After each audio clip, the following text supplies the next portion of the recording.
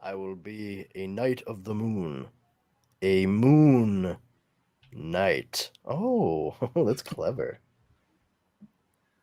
I guess it's better Okay, so than we need to Moon come up Day. with somebody like the Dark Knight. What could we call him? That I know. We'll focus on the moon because that's like the sun of the night.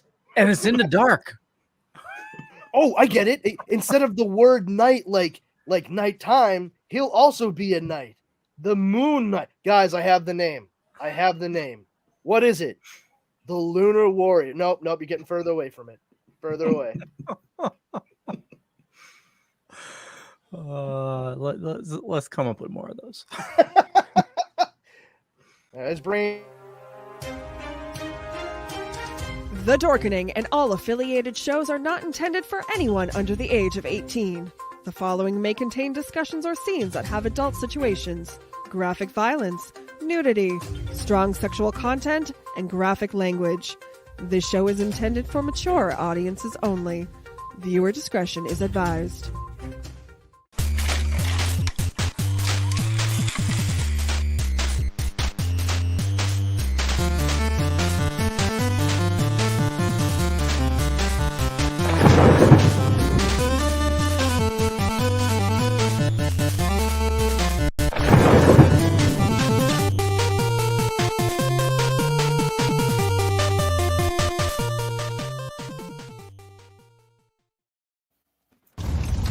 Greetings, Spice fans! Silk City Hot Sauce is now sponsoring the Dorkening Podcast Network. Our craft sauces are made in Vermont in small, high-quality batches using locally sourced, farm-grown ingredients. Silk City Hot Sauce comes in a variety of heat strengths and killer flavors like Jezebel, Erotic Fever, Mango Madness, and Good Morning Jonestown. And don't forget our newest creation, Hot Syrup. Make no mistake, Spice fans, this is the queen of sweet heat. There's new and unique flavors coming out all the time.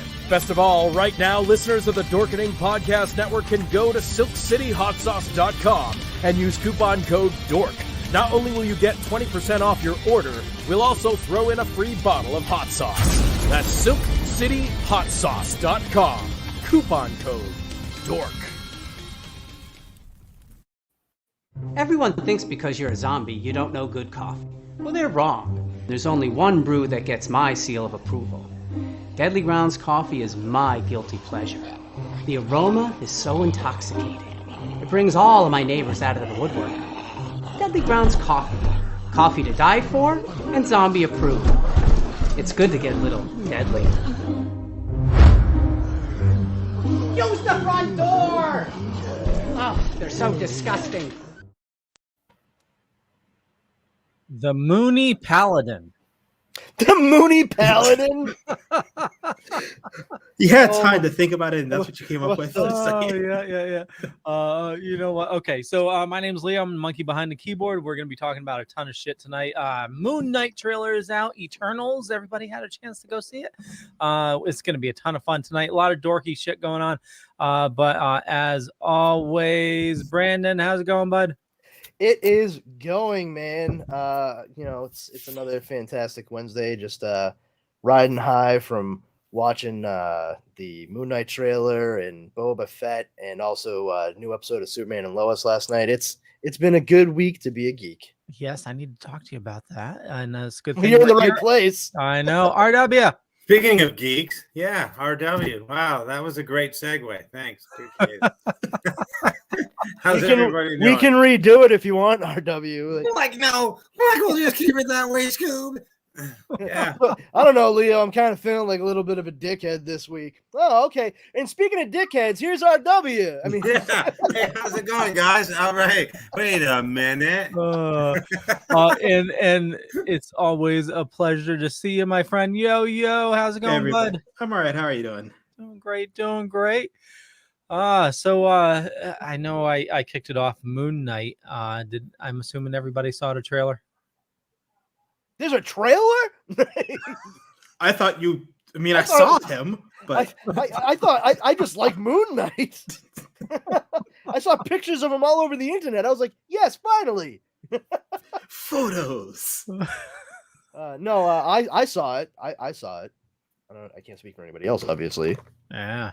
Yo-Yo, RW, did you guys saw see it. it? Okay. This, RW? this is a movie that's coming out or something? It's a Wait, show. wait, hold on. Let me guess. It's a movie that's coming out based on a comic book. You are half right. It is a Disney Plus television series that is based on a comic book. Oh, it's a series. Wow. Okay. Yeah. I mean, why are you surprised by that, RW? I don't know. They don't really. It's make not a lot like of we don't talk about this shit every week. They don't make a lot of comic book movies or shows. That's why I'm thrown.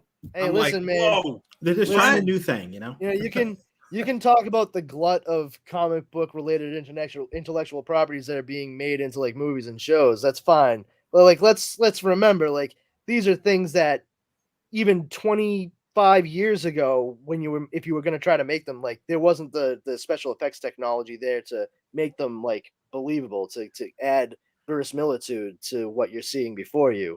Well, even the push, 25 years ago, it'd be like a comic book show. Why? I mean, like, who's gonna watch that? Nerds that live in their basements. So Yeah. see, this is where we are different. You just said they couldn't make them believable 25 years ago. Yeah, special effects wise. And I'm going, are they really believable now? Like, okay, seriously. but I once again, like, I did say special effects. I know that, but in like, obviously the Spider-Man TV show from the 70s, Spider-Man's walking up a building. It's horrible. I mean, let's face it. But now it's too realistic.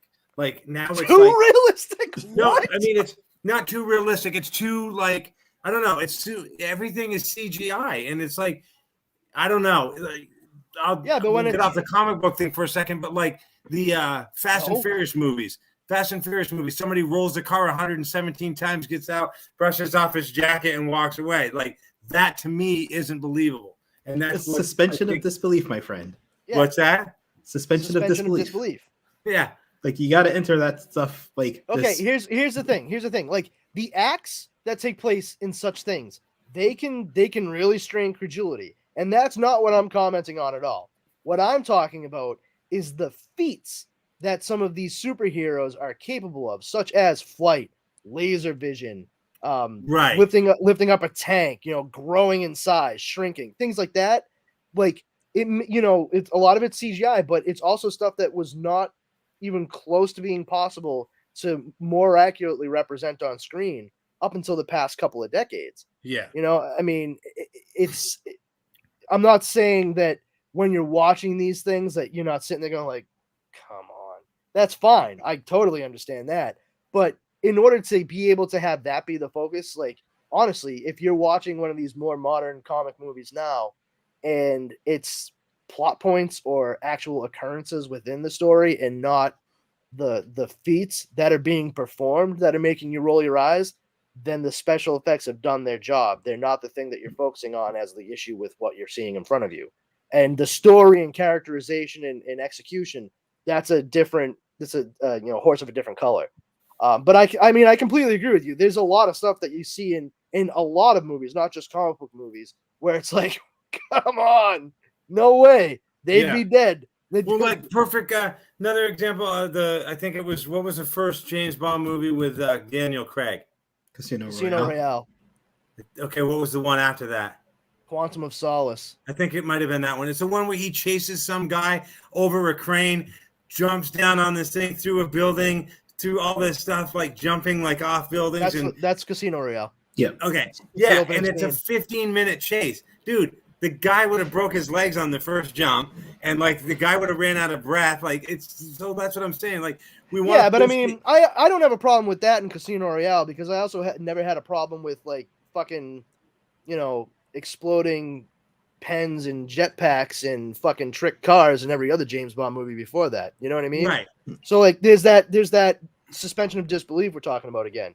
I'm okay with the more rough. If the focus is going to be on a rough and tumble James Bond, and we're going to like strain credulity because he's like jumping off cranes and doing parkour off fucking terracotta roofs and what have you, then you know what? I'll put up with that. I'll take that, because we unfortunately saturated the James Bond, saga altogether with too much of the fun, like double entendres and innuendos and goofy gadgets. That's why they needed to kind of like reset and bring it back down because, audiences are a lot more savvy nowadays. And that's a big part of the reason why you need to have a focus on special effects being as realistic as possible. Because in this day and age, especially with high definition being the standard, if you don't have something that at least visually is convincing, the rest of it's going to fall apart no matter what. By the way, Tom Morris, happy Wednesday, everybody. Happy Wednesday, Tom. So we were talking about the orbed cavalier. Oh my God. Oh boy. So it comes out in March, and it's another Disney Plus series. Boba Fett, when does that ends? Obviously, it has to end in February, right? Something. Yeah, it's got to be soon. A few more weeks. Not soon enough, as far as I'm concerned. People are hating on it. Why? Because it sucks.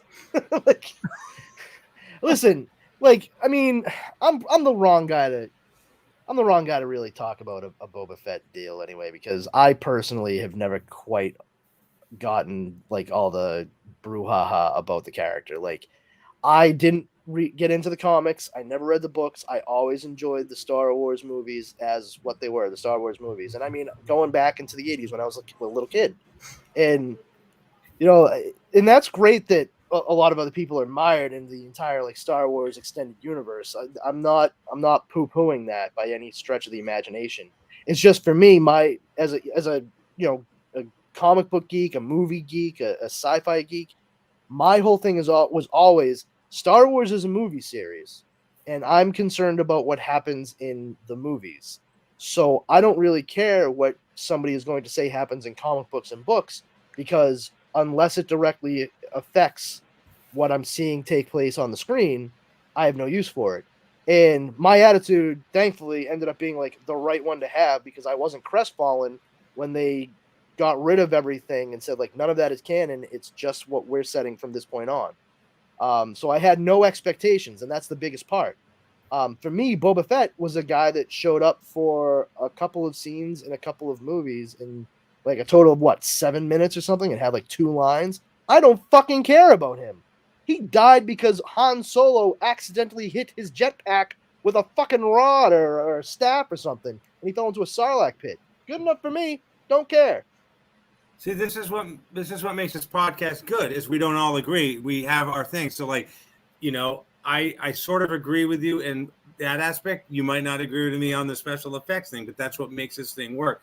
But this goes back to what we were talking about on another show, where there's pivotal characters on a TV show, let's say Seinfeld, and maybe Kramer's the one that everybody likes, so they give Kramer his own show. Doesn't work because he doesn't have Jerry and George and Elaine. So now, people love Boba Fett, so they give him his own series, and maybe he doesn't work by just being Boba Fett on his own. I don't know. I haven't watched it yet. But I'm saying maybe it's a case of this was a character that was kind of cool, but let's just leave it at that and not try to expand on something and make stuff up or whatever. So maybe, and again, I'm not saying that I'm agreeing with that, but maybe that's exactly one of those characters that should have just been left to where they are. Again, I haven't watched it yet myself. Well, I mean, Disney have a history of that. I mean, Solo movie. Yeah, I mean, they're doing it even within the Marvel universe, the Marvel Cinematic Universe, because personally, I loved the show WandaVision. I grew up watching any number of classic sitcoms, so I have a soft spot in my heart for the Dick Van Dyke Show, Bewitched. The Dobie Gillis, whatever, you know what I'm saying. And so when I watched WandaVision, it was right up my alley, like that, perfect for me. I loved the character of Agatha Harkness as she was it was a slow burn reveal. And then when they did the full on, hey, this is Agatha, they did an outstanding Monsters-esque introduction. They went black and white, did very similar music. It was very playful and tongue in cheek. And I posit that a large part of the reason why so many people loved Agatha Harkness in WandaVision was because of how she was slowly revealed to be pulling the strings over the course of the series, and then we got that big reveal.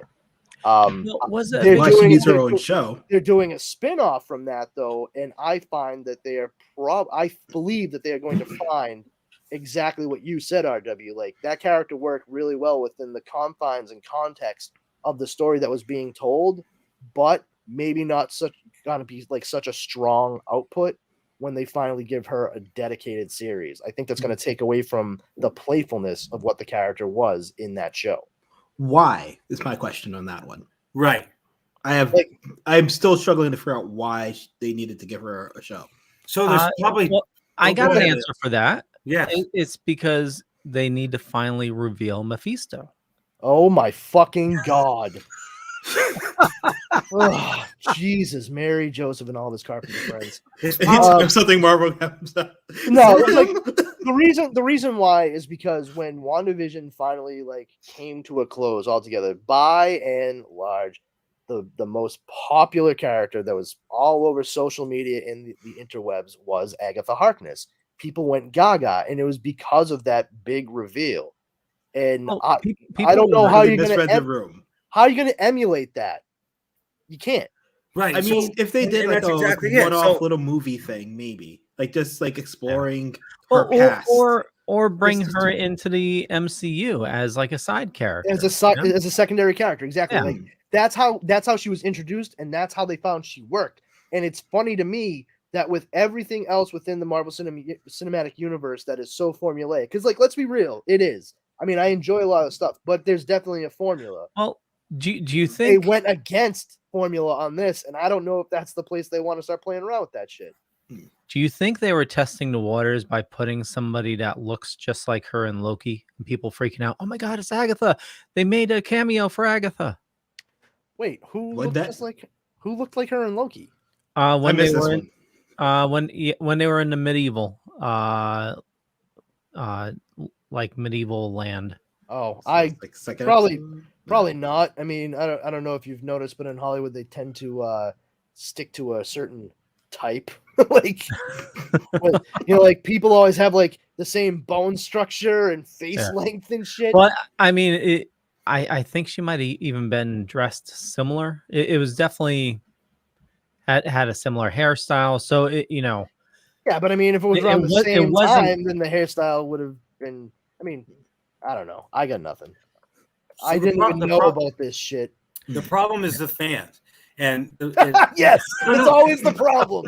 No, I'm saying so. Like, it's either the fans hate something like Solo, and they're like, "Oh my God, dumbest movie ever." Hated Rogue One. This isn't Star Wars. Why is this Rose chick in this Star Wars movie? And whatever. Or they're like, "Oh my God, this is the greatest character of all time." And then Hollywood goes, "Oh my God, these people love this character. We got to do something with this character because fans will watch because they're saying this is their favorite character. Let's give this character their own show." But in reality, these fans don't realize you can't give this character their own show because it won't work.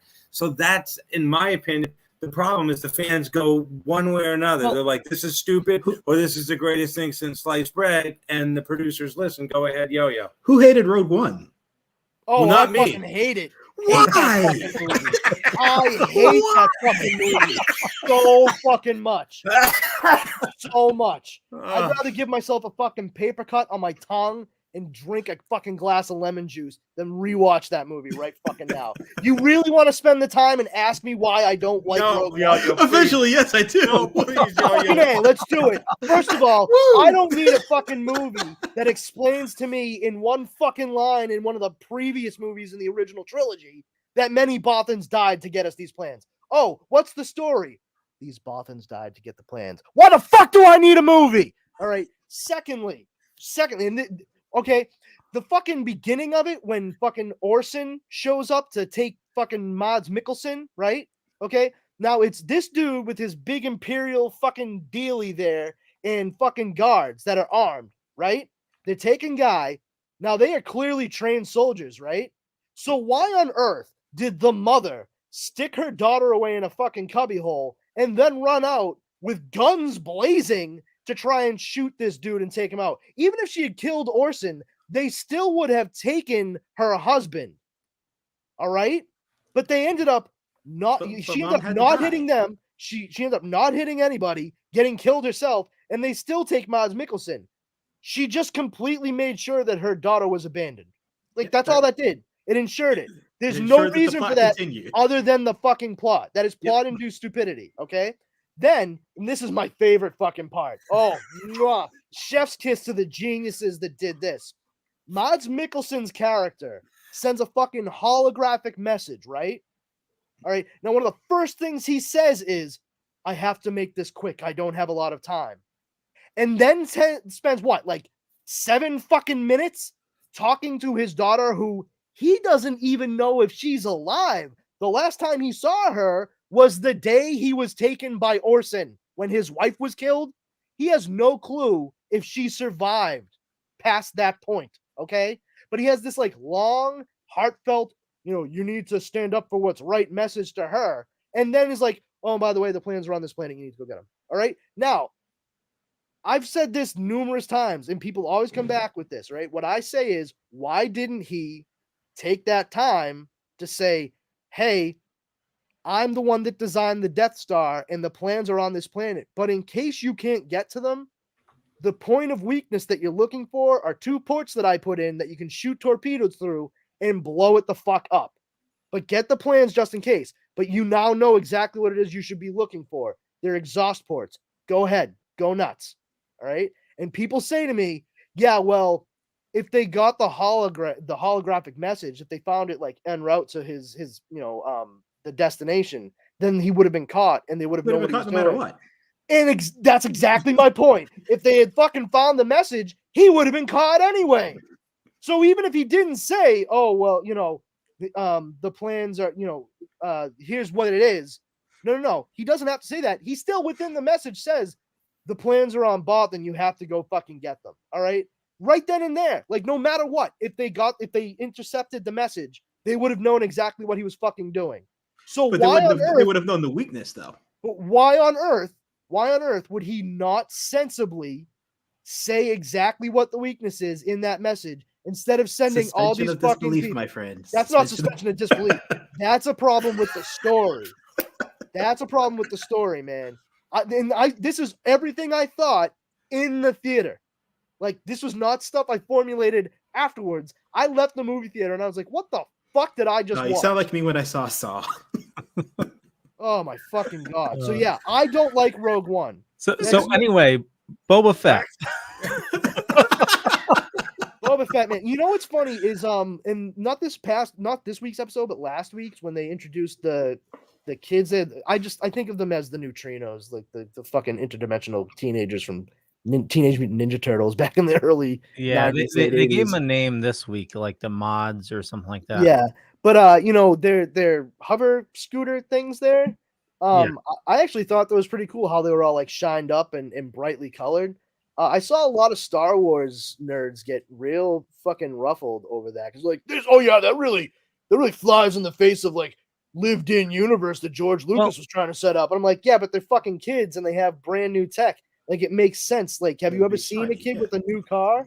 And on top of it, it added to it's funny that they're calling them the mods because it's a very mod look, like that futuristic 60s look.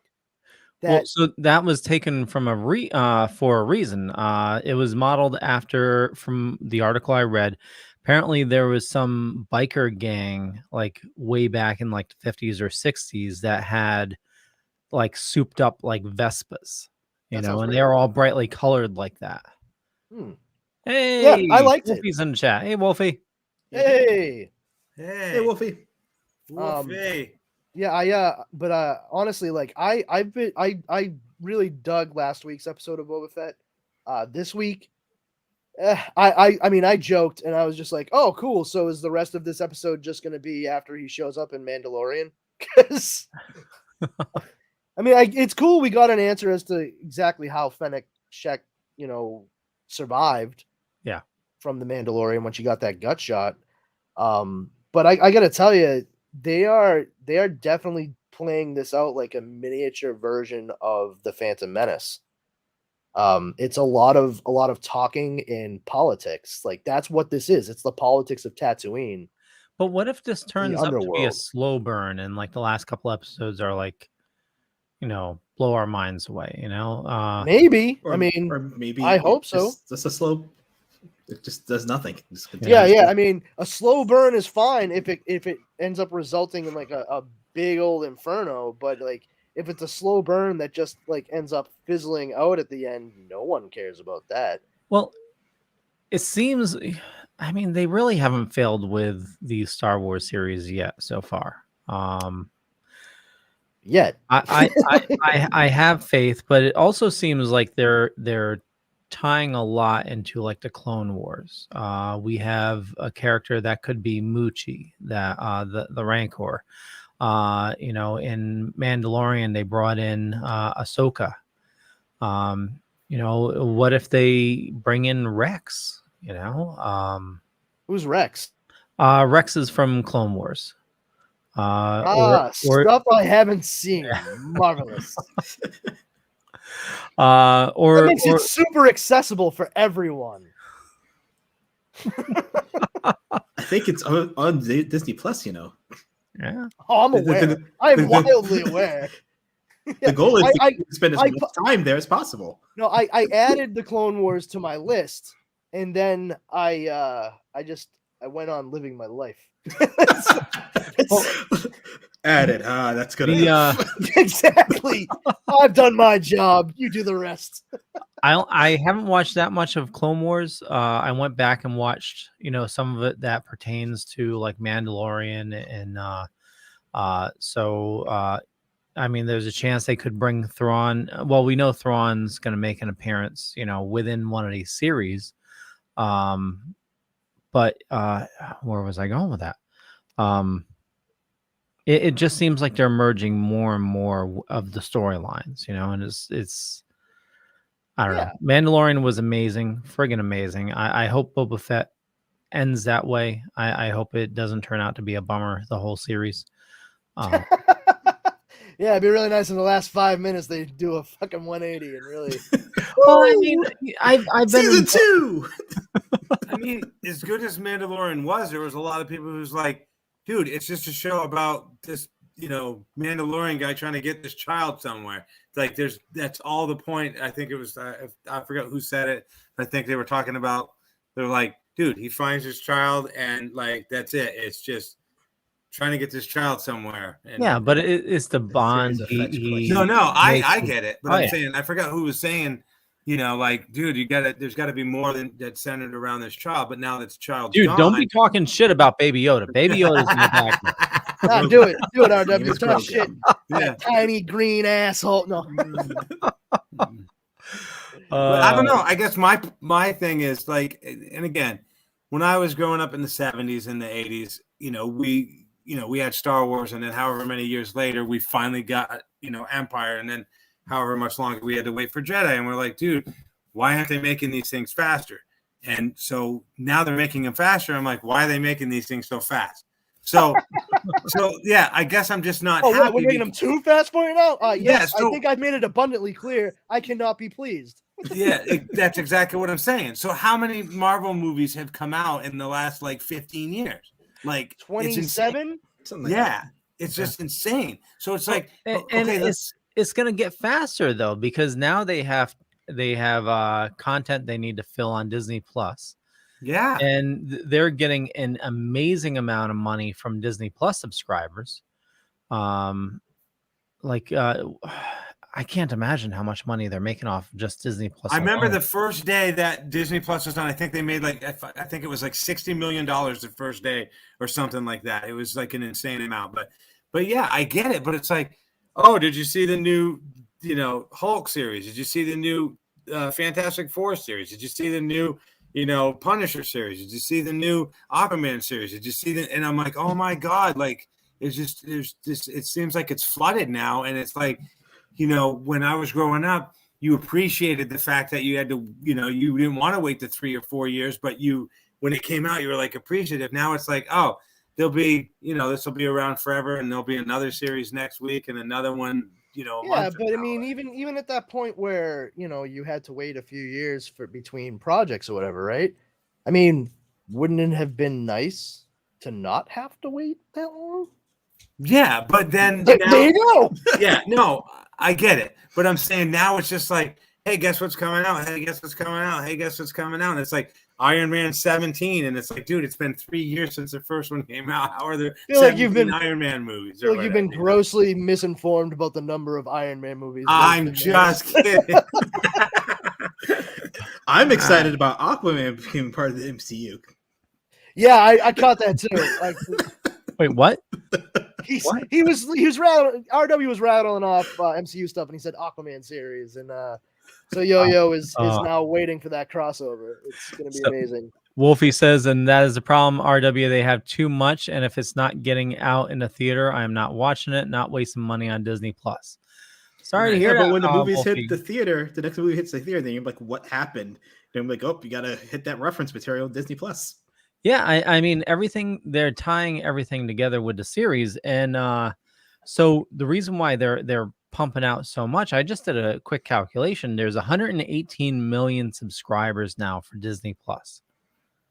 So if they were all paying, and I know some got discounts, but it's roughly $8 a month. And that equals to just shy of $1 billion a month that Disney Plus is bringing in.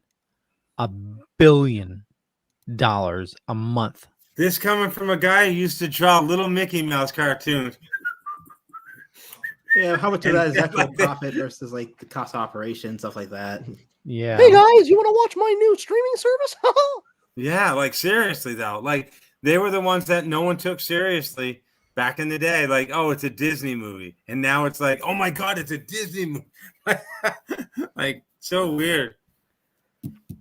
Yeah, That's that'd be like a perfect. They probably did it already, but a perfect skip for like Family Guy. It's like, you know, you show somebody back in 1950s or 60s going, someday Disney company is going to be the biggest company in the world, and everyone's like, oh my god. Well, I mean, good for them, I suppose. I think it's a fucking waking nightmare for the creative world, but hey, what? At least the fun things that happen with copyright laws because of them. At least X-Men's back with the Marvel Studios, right, guys? Like everyone was like, "Yes, oh my god, Fox is getting bought out by." I mean, I really didn't care much about Fox anyway. A lot of people were nerding out because it was just like, oh, you know that Disney's gonna buy them and they're gonna have all their properties that Marvel sold to them back, and it's gonna be great. I'm like, you realize that Disney is basically giving Rupert Murdoch like $60 billion to focus solely on news. This is not cause for celebration, kids. Like, I don't understand how you're missing that very important point. Although I do think that Disney tried for Sky One, and that ended up being purchased as a separate package to NBC Universal. Which makes perfect sense. Like, they've been mining stuff on Sky One and BBC for ideas here in America for shows for a while. One of the more recent ones is the show Ghosts on CBS. But yeah, like, you know, BBC made a deal with HBO and Time Warner that like their stuff is going to show up on HBO Max. But otherwise, like anything that's Sky One, that is like the purview of NBC and Peacock now. Like I couldn't believe the number of British shows that I just saw on Peacock earlier today as I was going through. It's like, what? Yeah, Ghost is awesome. Yeah, it is. Oh, okay. So have you made it to the British version yet? Yeah, I was going to say, like, I've only watched the American version because I don't want to let the British version superimpose itself and have me contrast and compare the two. I'm trying to enjoy this new American version for what it is before I get into the nitty-gritty of that. Hasn't even been a full season of the CBS show. Like, I'll let that go, and then I'll check out the original version. So that way I have a formulated idea already. So if you're caught up, there's enough divergence now. Like the American one has gone completely in a different direction than the British one. So there's enough divergence between the two and changing characters that you could probably end up watching both at the same time. It's pretty cool. I do like oh yeah, Wolfie was saying watching for Rose McIver alone. Yeah, she's great. I mean, I don't watch any project just for like a single person for the most part. Like somebody may catch my attention, and she's certainly like very talented and adorable. I did really enjoy her on the show iZombie on the CW. That was also a loosely based comic book show. Loosely based. It's not superhero type stuff or anything. And it was developed by Rob Thomas, the same guy who created Veronica Mars, not the lead singer of Matchbox 20. And it was really, really good. 5 seasons of it. Yep, that's exactly what I'm talking about, Wolfie. iZombie was also awesome. That's what I'm screaming over here, bro. But yeah, so far I'm really enjoying Ghosts. I get a kick out of the fact that like the dude who's playing the Viking in it, Thorson, I think his name is. He actually played Flex Mentallo on Doom Patrol on HBO Max. It took me like several weeks to finally fucking realize who he was. And also I get a kick out of the fact that a couple of the people in the show are also from The Good Place that was on NBC. Brandon Scott Jones, who plays the Revolutionary War official. He was in Good Place? Brandon Scott Jones, yeah, he was in the last season. He played a guy named John who ran a website before he died called The Gossip Toilet. Basically, he's like a Perez Hilton. Yes, I remember. Okay, yeah, Perez Hilton type character. He's like, I'm not getting anything untouched on this face. And the girl who plays Flower on Ghost, she was in one episode of The Good Place. I was rewatching it and I was like, holy shit, that's her. She plays a woman in the final season who she throws a rock into a pit and she gets her childhood pet Shell Turtlestein. Oh yeah. Yep. And but it's kind of funny because it goes to show you how the producers of all these different shows most certainly look at other things to try to pull and figure out who like the best character actors would be for the roles they're trying to set up. And so far I'm absolutely enjoying it. Yeah, Wolfie just said for iZombie, they did bring in the singer of Matchbox 20 as a joke. Yes, in like the end of season 3 or something like that, they brought in Rob Thomas, the lead singer of Matchbox 20, as himself to be like the performer for a big event that ends up getting overrun by zombies. And one of the things about eating people's brains in the show is you start to like, you can get their talents and character traits. And one of the zombified soldiers that ate Rob Zombie's brain sits down and picks up his acoustic guitar and starts playing the song Unwell as the episode finishes. It was pretty fucking clever. And it was all born from the fact that people constantly confused the creator of the show and the lead singer of Matchbox 20. When he showed up on set, he was like, hey, this is cool. I love this because my wife and I actually watch this show every week. So like what I'm doing here, it's not going to spoil anything for me, is it? And they were like, yeah, man, sorry. You're in the season finale. You're about to find out stuff you don't want to know. And he was like, that's a fucking bummer, man. But hey, I'm in iZombie, so that's cool. And just went ahead. I found that out in an interview. I thought that was really fucking cool. So back to the two of you who go ahead, Yo-Yo. I didn't say. Oh, sorry.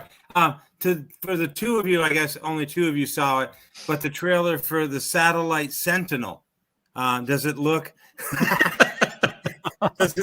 does it look good or thank you RW. Moon Knight looks amazing. I don't have a lot of background information on Moon Knight. I always thought he looked a lot cooler than he actually was. I remember years, and really dating myself here, but years and years ago while reading Wizard magazine. Oh, yeah. I remember I can't remember which writer artist it was, but he was a higher up at Marvel, and he actually said, he was like, yeah, Moon Knight would need to stand on a step stool to be able to reach just high enough to still kiss Batman's butt. And that's essentially how Moon Knight was treated. He was like a third tier Batman-esque character. And what little I knew of him was like, he was a guy named Mark Spector, Spector, Mark Spector. And I can't remember if he was like a spy or a mercenary or something like that, but he ends up like I'm shooting from the hip, so I could be wrong, and I apologize to anybody that like maybe gets bent out of shape because of the way I'm saying it. But I believe he was on like some kind of job or mission, and he gets like stabbed or something. He's bleeding out, and it's like right in front of an old Egyptian temple to the god Khonshu, the god of the moon. and he is, from his point of view, at any rate, he convenes with the god Khonshu, and Khonshu is just like, you shall be my warrior on earth. You will vanquish evil and blah, blah, blah, blah, blah in my name. And he adopts the persona of Moon Knight. Now, the way they've played with it in the comics over the years is that Mark Spector also has dissociative identity disorder. It's he has a lot of difficulty maintaining lines of reality and honestly keeping a bead on who he is because of the different identities he's utilized in what he's done for work over the years. So Mark Spector's the main one, but the Moon Knight itself seemingly is another, and there's several others as well. They even reference him in the trailer. Yes, yeah, exactly. So he's like Steven in one and Mark in another.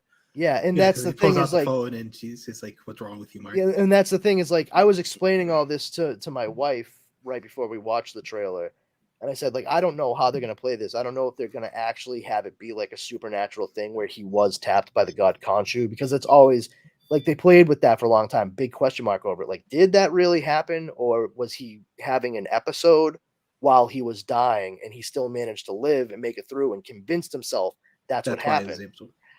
I will say, judging from the trailer, it seems as if they are going to actually have Khonshu be a part of this, and he really is tapped to be the warrior for this Egyptian moon god. I would say, Mark Spector background is spot on, Brandon. He was a Marine turned CIA and then turned Marine. I didn't say all right. Wow. That's why I was like, yep, keep going. Not bad, guys. Yo-yo knows. And I didn't even like read a Wikipedia before this. This is legitimately the same shit I was telling Dara. So thank God I paid attention when I was like 10. And but the thing is, it looks to me like they're doing like a combination of like, that dissociative identity and the actual god Khonshu being involved, but with like a born identity thing thrown in.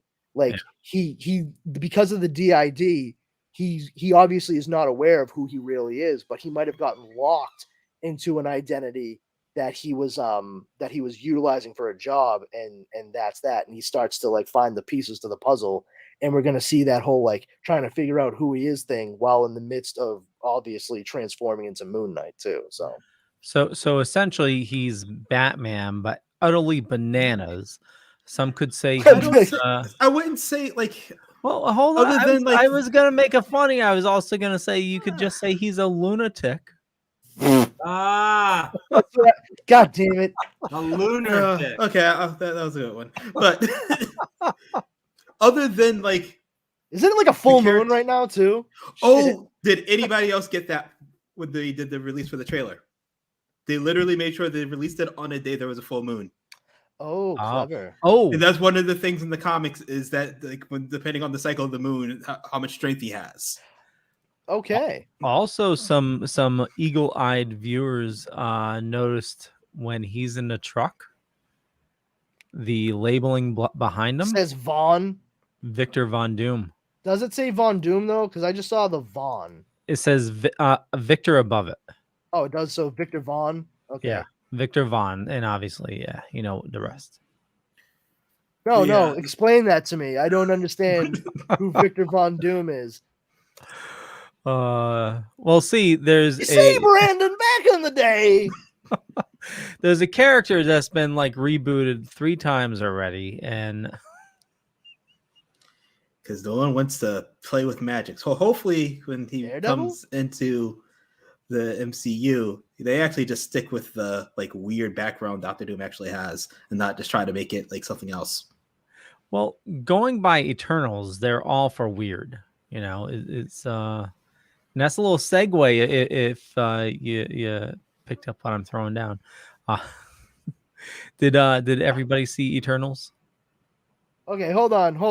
Don't hold on. Wait a minute. Wait a fucking goddamn minute here. I'm looking at a fucking picture out of Moon Knight, all right? There is no Victor on that box. It says Von D. All right? So it could be Von Dutch. That could be Von. That could easily be Von Dutch. Like it really, truly could just be Von Dutch. Hold on, I could have sworn I saw it. Here, I'll send you my Photoshop version. Hold on.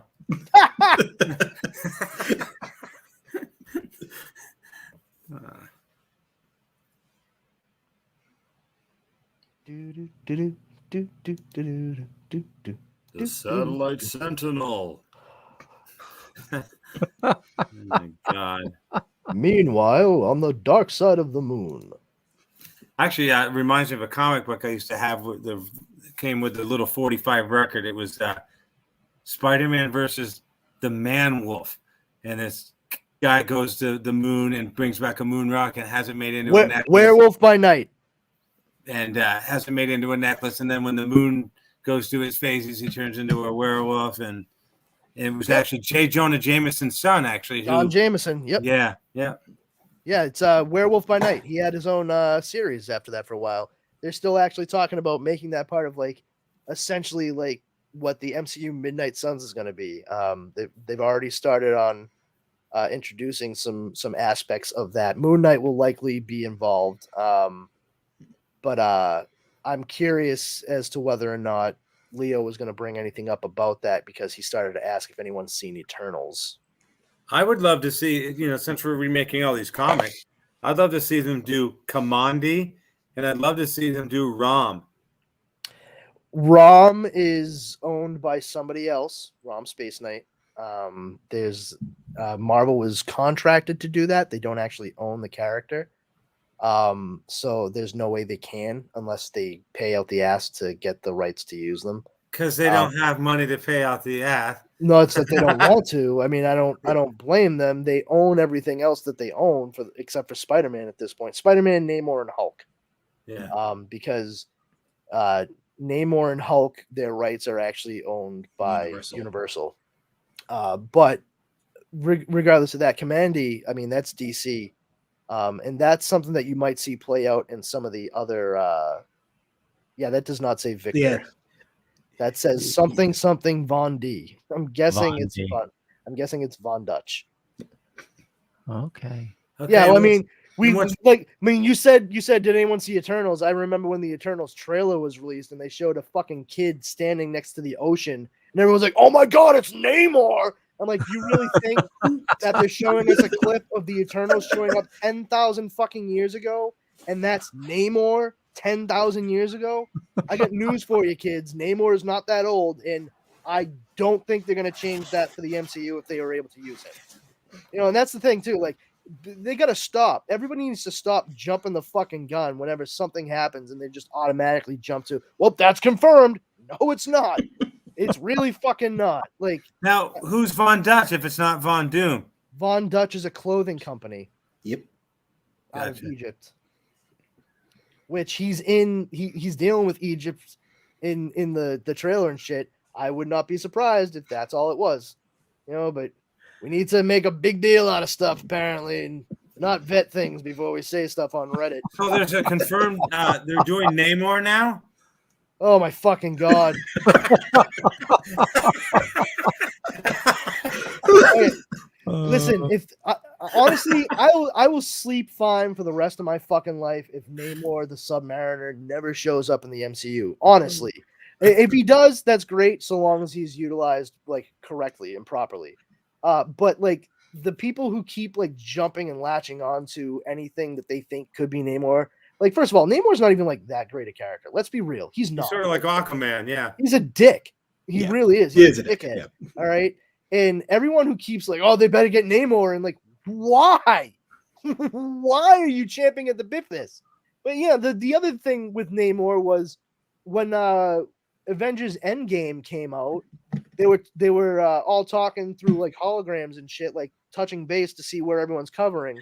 Oh and, yeah. What is it? Okoye from Wakanda. She was like, they're like, oh, there's a earthquake under the ocean. Yeah, earthquake under the ocean. And Okoye is like, that's not our problem. Middle of the ocean. But like that's it. That's all she said. That's not our problem, because they were dealing with like fucking helping people straight up, like going to communities in countries to make sure that shit was okay. You know what I'm saying? And so when that shit's going on, like she's like, that's not our problem. Like we don't need to worry about it. We have bigger fish to fry. You know what I'm saying? And she said that though, and like, oh, that's because it's Namor's problem. Namor confirmed. I'm like, now they're trying to say that. Now I read one article saying that maybe the Eternal, not the Eternal, the what the hell that came out Celestial? of the Earth? Celestial. That came out of the Earth. Maybe it brought up Atlantis with him or something like that. But oh my God, there's an Atlantis movie. Fucking God, no! Oh my sweet Jesus! I'm still grasping waiting at straws left and right, folks. You need to stop. But if we don't grasp at straws, what else will we grasp at? I'm literally over here holding out hope for Rogue 2. Keep holding out hope, buddy. Yeah, I wonder if they'll get everybody back from the first one. Oh wait, that's right. They can't because many Bothans died to get them those plans. That's gonna come out. Oh my God! Wait! An addendum. And here's another big fucking problem I have with that movie at the very fucking end, right? So Darth Vader goes fucking house on everybody as they're getting ready to go into the ship that we know he invades at the beginning of A New Hope, right? I mean, straight up Jedi ninja, just fucking shit up left and right. Whoom. Great, fantastic. And then in the very next movie, he was tired after the fight, which takes place like what, a couple of days later. He's fucking fighting Obi-Wan Kenobi, and he's just like, you should have come back, Obi-Wan. Now I am the master. You didn't see he pulled his back when he was doing that. You know, lame. It's just so wildly inconsistent. I actually had a problem with that too, but I also had a problem with the Phantom Menace because you got. Well, also, why did Obi-Wan's lightsaber like go out? Like it's a lightsaber. Because somebody tripped over the cord when they were filming that scene. Anyways, in Star Wars, as we've come to know as A New Hope, Han Solo's driving this Millennium Falcon with these levers and these buttons that were clearly from a 1950s huge computer.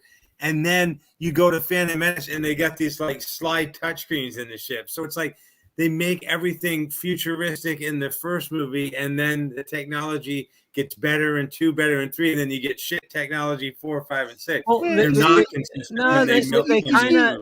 The Empire started taking resources from the rest of the galaxy for what they were doing with the Death Stars. So there wasn't a lot of available new technology to start to put things together and fix things. So they needed to rely on what was lying around in order to just make sure that everything was functional. Yeah. Actually, if you watch Mandalorian, there's a spaceport. There's a spaceport that he lands on to fix his ship. And, you know, it was different technology and they fuck it all up. So it's just, you know, you have different people make it with different technology. Yeah, but you're right. There's no consistency. But yeah, that's the one thing I'm like, Darth Vader comes in here all like freaking. And also, and then in the next one, he's like, walks through the door. Someone want to clean up this mess? Thank you. And then just like it's ridiculous. Yeah. That last fight took a lot out of him, you know. It takes you some time to regain your strength. Fucking took a lot out of me too. Fuck that noise. He's like, my oxygen tank's empty, damn it. I had to put a new one in. Somebody get me a Bacta tank. Yeah. You know. So anyway, but yeah, I will say though, Moon Knight looks awesome. It really does. Like, I'm wondering what they're gonna do for the antagonist, because I know the trailer as a villain from who only showed up in literally one comic. So I'm wondering if he's gonna be the main villain or.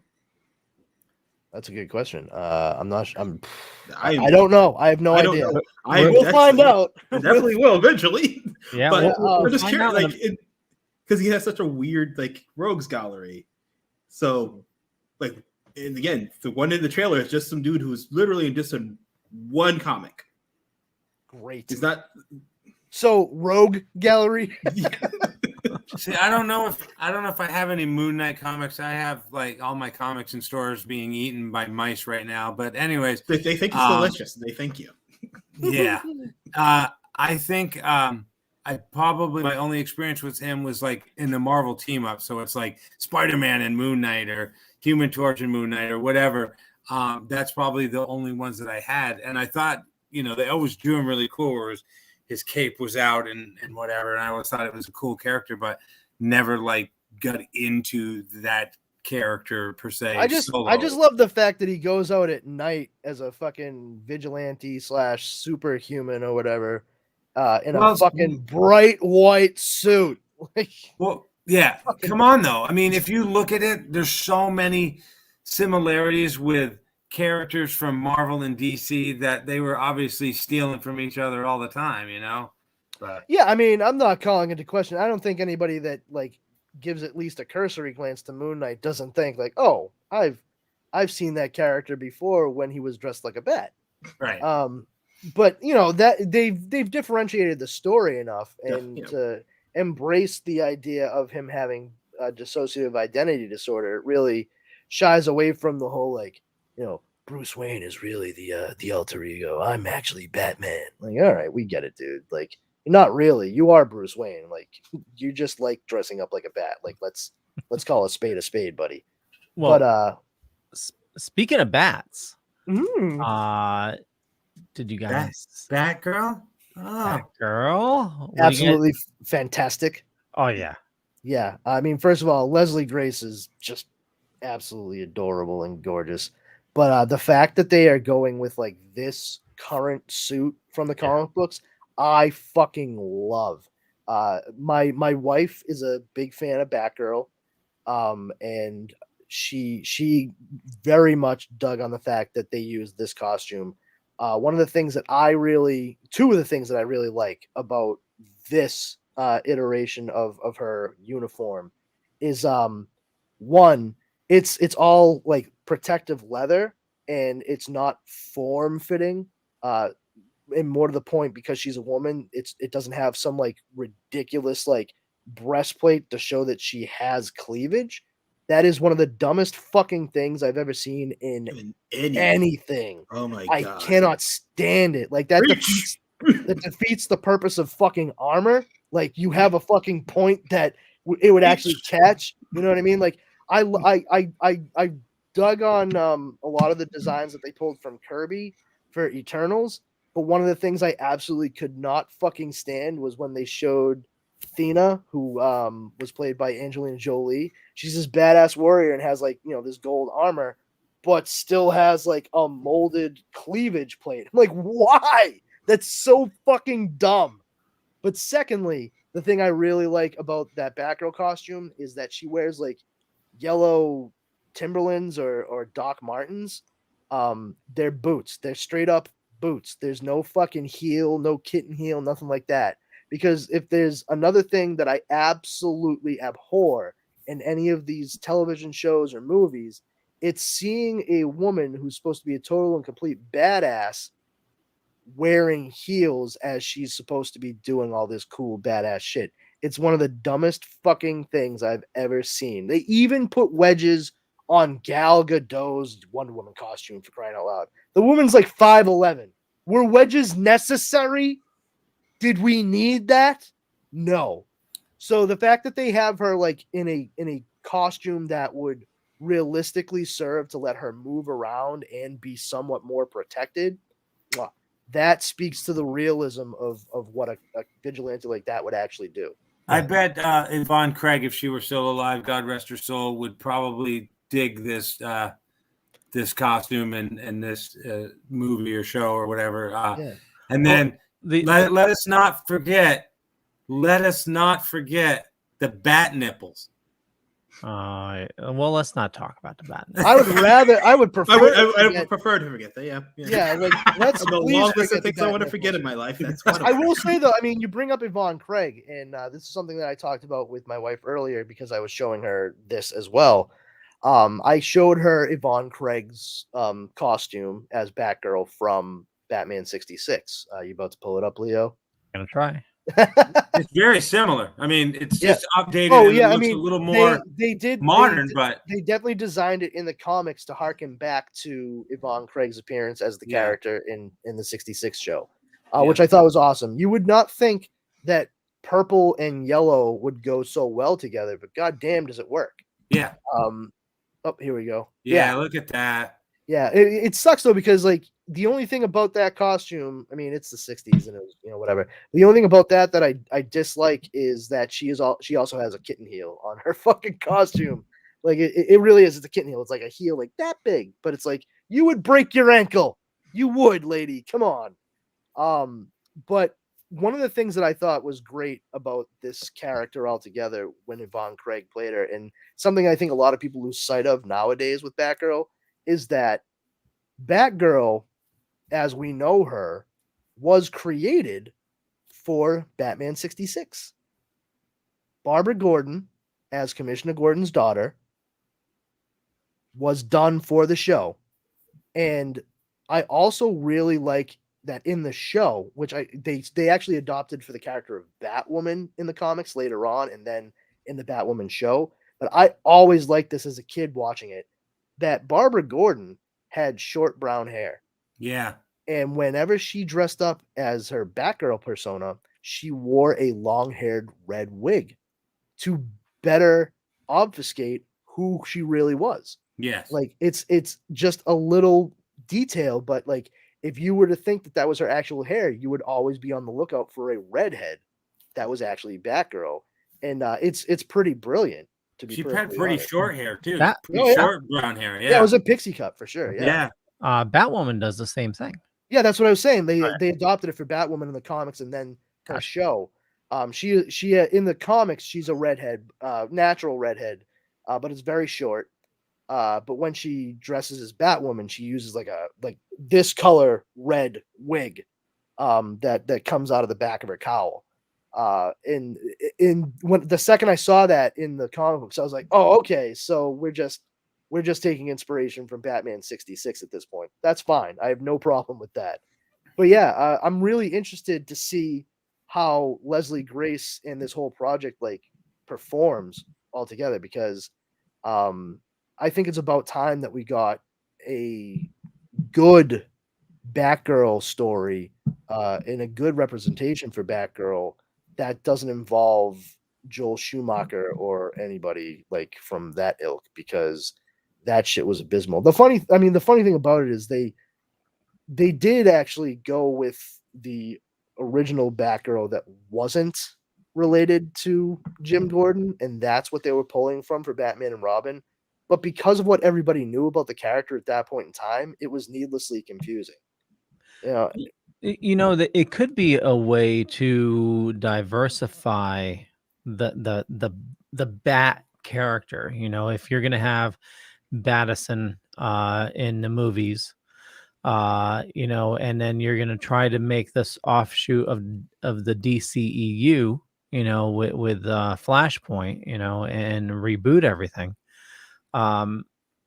Taking away Batman or using Keaton as the elderly Batman and bringing in the younger Batgirl, it could lessen the confusion between the two. Yeah. We'll see. I will say, I mean, the Batman starring Robert Pattinson looks incredibly interesting. It really does. Yep. And I am honestly very excited, which is not a word I usually use for Batman related projects. Please believe that. But I am excited to hopefully see the one thing that I've complained about not being shown in any of the other live action Batman projects, and that is Bat nipples. No, I've seen those. I've seen those twice. No, the Dark Knight detective. Yes, the detective. One of my favorite things in any sort of like interaction with Batman and another character is Ra's al Ghul or Ra's al Ghul. I don't know how the fuck you say it. All right, Ra's al Ghul, where he always calls him detective. Always. So, oh, detective, you found my lair. And no one else does that. And he says it as both a form of like honoring who he is, but also like a little bit of a backhanded compliment, like, oh, detective, And we don't get that. The closest we ever got was seeing Christian Bale pull pieces of a bullet out of a brick in like the first movie. And that's fine, but it's not quite the same thing, because he was still letting like a lot of machinery do the work for him. He wasn't solving crimes. He was going in and beating guys up. Like that's what Batman has become in a lot of those things. If you want a solid example in media of Batman as a detective, then you go watch Batman the Animated Series. That's the Dark Knight Detective. But with what they're showing from the Batman, and especially using the Riddler, it looks like he's actually going to be employing actual detection skills with what he needs to do to get this to a resolution. So that is very, very interesting to me, because it means that we might see a Batman that's I'm vengeance and kicking ass, but actually like uses his brain for more than just figuring out cowls that won't break while he wears them. I mean, I'll tell you back to, because I was letting you finish, back to the 66. As campy and as silly as everybody thinks this thing was and is, I have really fond memories of that in Star Trek at the time, which were in reruns, because I was born in 65 and Batman 66, and then Star Trek was I think 66 or 69 or something. But anyways, I'd watch Batman and Star Trek with my father, and that was, I didn't do a lot with my dad, but watching that was something we kind of did together. And I forget how many years ago it's been now. It's probably 3 or 4. But shortly before Adam West died, he was at Northeast Comic Con when they moved the first time to some abandoned J.C. Penney's or whatever. And I had met Adam 6 months before at a con and got a photo op with him, but didn't have money for an autograph. So this time both Bert and Adam were there, and I got to get the autograph. And then like 3 months later or whatever, he was gone. But I have a lot of autographs. I mean, just insane amount. But I think that one and the ones I have from people from Star Trek mean the most, because it reminds me of my childhood and this, this thing I did with my dad. But I mean, I love the Batman show, but you look at it and it's just corny and silly and stuff. But I mean, the guest stars that they had on there were, at that time it was Star Trek and Batman. Every celebrity was like, get me on this show. And it was just amazing, the guest list. And then, 10 years later on the Love Boat, same thing. People are like, get me on this show. So it was just cool to not only see Batman and Robin and, occasionally Batgirl, but like, who's going to be the guest villain? Victor Buono or, or even who pops up in the windows. Windows, yeah. So to me, obviously it's corny. It's not meant to be taken seriously or whatever, but I know I have wicked fond memories of it, but yeah, I think the colors from that, both those shows, Star Trek and Batman, really transferred to the new color TV sets that were out at the time. And I have some Viewmasters of the Batman show, and I'm telling you, it looks tremendous in 3D Viewmaster or whatever. Like, it's pretty awesome. But yeah, when Joker first came out, I still remember we had that. I think you were here for that one, Yo-Yo, and Leo's like, have you seen the Joker trailer yet, RW? And I went, or I got up and walked away or something. But it was an okay movie. So, we're in a society now that is so quick to judge when something comes out. You're like, Robert Pattinson, the sparkly vampire from freaking Twilight. That right there is like one of the weirdest fucking complaints to me, that when he got cast, like, you're like, oh, people were straight up like, oh, he better not be some fucking sparkly Batman. I'm like, you do realize that that's a character from a different movie or series. He doesn't always sparkle. Like, he's an actor. That's not real. Like, he pretended to play. Wait, that wasn't real? Yeah. Like, he's going to pretend to be Bruce Wayne / Batman. And newsflash, everyone else in the fucking Batman movie isn't who they're playing either. I know that's fucking weird. People forget that people are actors. People, yeah. Like, oh my God, he can't play this role. He's an actor. He wouldn't get hired. He pretends for a living? Balderdash! He wouldn't get this role if they didn't think he could do it. But that's the other problem is, no offense. So the Waltons, the Brady Bunch, whatever. These kids were actors, and Hollywood goes, yeah, I'm not going to hire Greg Brady. And they couldn't, I'm not going to put John Boy Walton in a movie or whatever. And so sometimes that's what happens. You get stuck in this thing where you're radar for MASH and you can't get another gig because you're radar for MASH. Yeah, well, I don't think you got to do something against your I think Robert Pattinson, he made the right move. You know, he Farrelled it, is what I like to say. Colin Farrell, you know, they did the same thing. They were in a bunch of big movies, like everyone noticed who they were, they saw who they were, and then they seemingly disappeared. But it's because they went the independent film route. They focused on things that were character driven and story driven to actually showcase the fact that, hey, I actually like acting and I want to play characters that aren't being driven by a gigantic budget and explosions every 5 minutes, you know? Right. And I think for both of them, it's been very effective. Colin Farrell was more forced into a corner because of it, because, you know, he started getting kind of like focused on by like TMZ, and he was just in like one big movie after another, and we were getting like fatigued. He kind of flooded the market with himself. So he stepped back. He clearly went home. He probably had a lot of people in his life say, you know, you're acting like a fucking twat. And he listened to them. And, you know, he started doing smaller stuff. He was in Bruges, and then showing up in like a small part to help cover his friend's death in the Imaginarium of Dr. Parnassus, and then Seven Psychopaths. You know, like, we didn't see him do anything big for a good long time. And both he and Robert Pattinson followed that same path. Robert Pattinson went and did a bunch of character-driven, independent type stuff and got as far away from the persona that seemed to be cultivated through the Twilight movies, that when he came back to do the Batman, both of these guys in it, they are completely different. They are perceived completely different than they would have been 10 years ago. That's the right move. And like you said, RW, he wouldn't have got cast for the role if they didn't think he was the right person for the job. Right. And I mean, people auditioned for it. You mean he did Water for Elephants, and Tracy and I watched some movie recently where he was like this really not so good preacher in some small town or whatever, doing some really weird stuff or whatever. And it's like, wow, this is a different side, you know. But you know, I think a lot of times it happens. You get pigeonholed. You're that dude from Twilight, you know, not our cup of tea. Next. You know, and it's like, dude, I can do this. I'm an actor. Yeah, no, but no one's going to take you seriously. But when somebody finally goes, I'm going to take you seriously because I think you've got what it takes to do this, and they, you know, that person gives them that chance to show, then all those other people are like, you know, even though they don't want to admit it, they're like, yeah, okay, he wasn't that bad, I guess. I guess he was okay, you know, because they're not going to admit that they were wrong by judging him before. So they're going to come up with, yeah, he was all right, I guess. Yeah.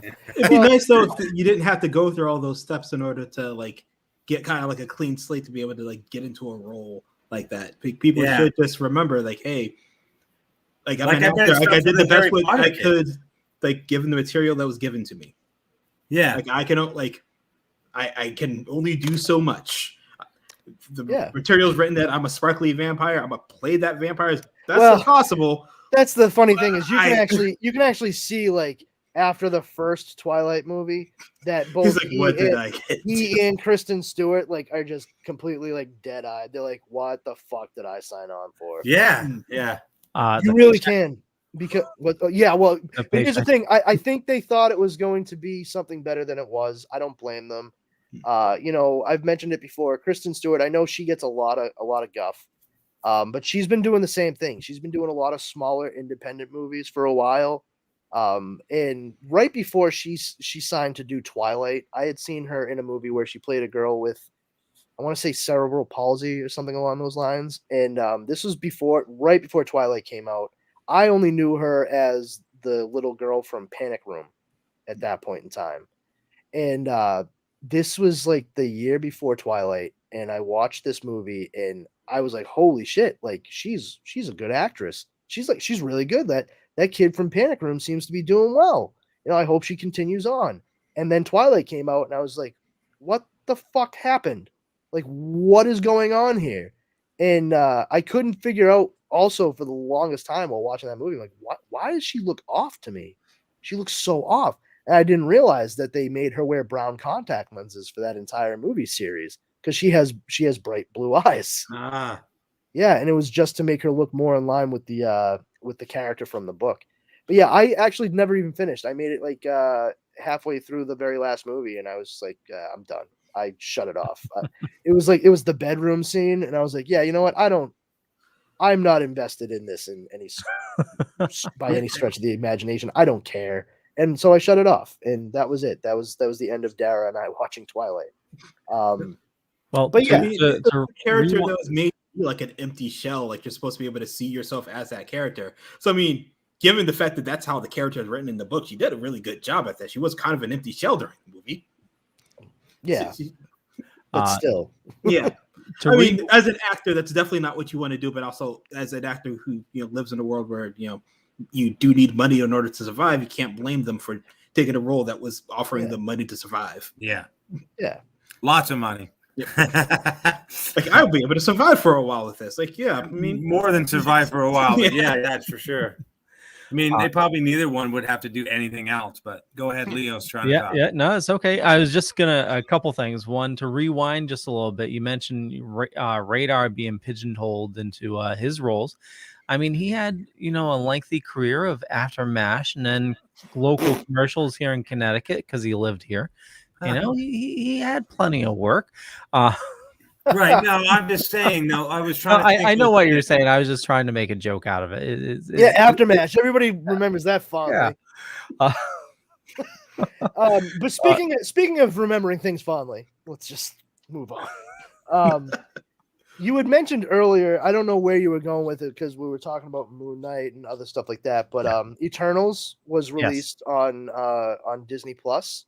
Yes. This past week. I had seen it in theaters, but my wife did not. So we watched it, and she enjoyed it. I did too when I saw it in theaters. I had no issue with that movie whatsoever. I will say, not because it was a second viewing, but I think mostly because I was watching it with someone who, it just kind of changes the experience when you're watching with someone else.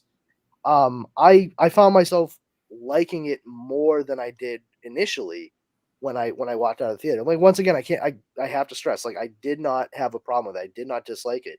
But when it finished up, I was like, wow, that was actually like better than I remembered it being. And have you guys seen the movie? I just watched it. Several people have messaged me like, like, what the heck was that? And I could see where people are turned off by it. I didn't hate it. I think it definitely needs another watch. Because I watched it in pieces before. I need to sit down and just watch the whole thing. Same here. I haven't watched the full thing yet. Yeah, okay. The after credit scene is awesome. Which one? The with what's that comedian's name? Kit Harington? No, the comedian. Harry Styles. Oh wait, the comedian. Oh, the comedian. Patton Oswalt. Yes, Patton Oswalt. That scene where he's the drunk Pip the troll. Yeah. I love Patton Oswalt, and I don't know if anybody ever watched AP Bio, but he's so awesome. That just got canceled. Yeah, again, I love him as Derb, but a lot of people don't realize if you there's Minecraft story mode or whatever. If you play that, he's the voice of the main character. And I'm like, that's pretty wild. But he's also an Agents of S.H.I.E.L.D. already. So, I mean, wow. He's done 2 roles from Over. Yeah. Yeah, he's pretty funny. Yeah, he shows up in one of the after credit sequences alongside Star Fox, Eros, who is an Eternal and the brother of Thanos. A lot of people don't necessarily realize that Thanos is also an Eternal. He just has a deviant gene. That's why he looks the way he does. But that's why they make mention when Pip is announcing Eros to say that he is from Titan, because that is also the same place that Thanos is from. That it's kind of interesting because Eternals is sort of an outlier from the rest of the MCU with the setup for other movies. Everything usually leads to some other project when you see how it connects. This movie refers only to what's going to happen in the further adventures of the Eternals. It doesn't do that in order to service what's getting set up for, Captain America or whatever.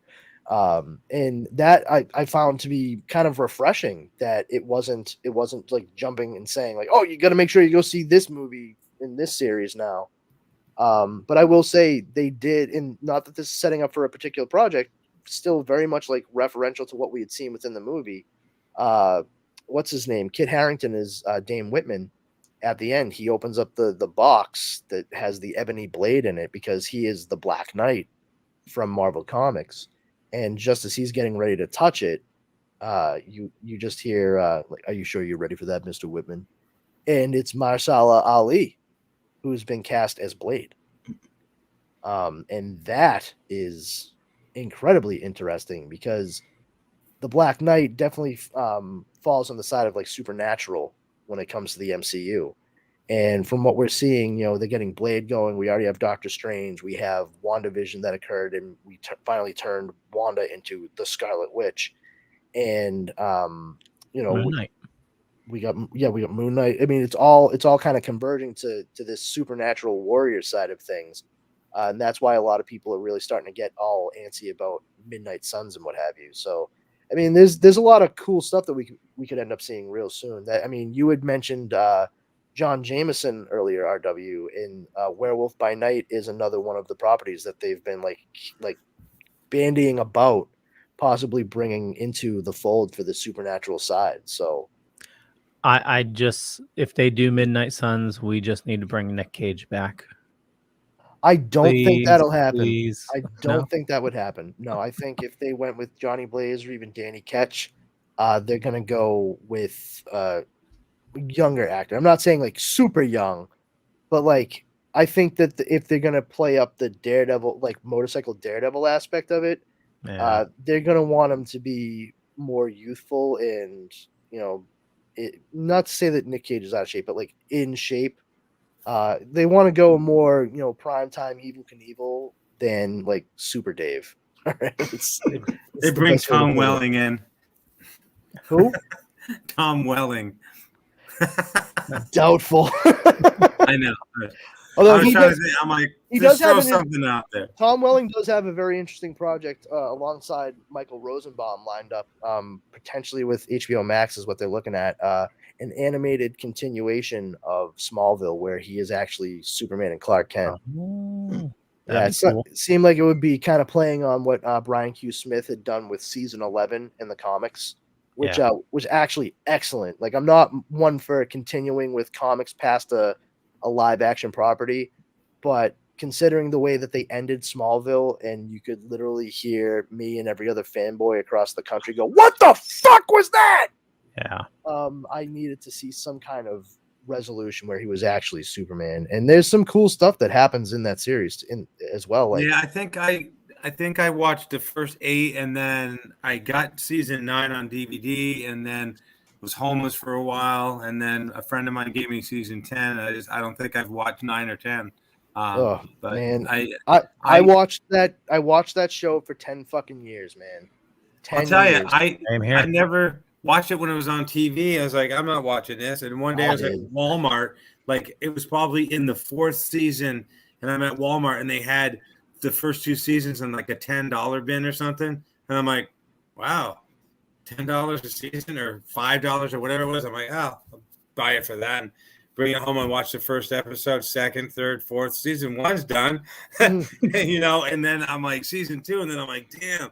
So yeah, I kind of got on board, but yeah. I mean, I don't know if you know what happens in the end of the series, RW, but I think he flies, but yeah, I mean, yes ish. You see a blur, Yeah.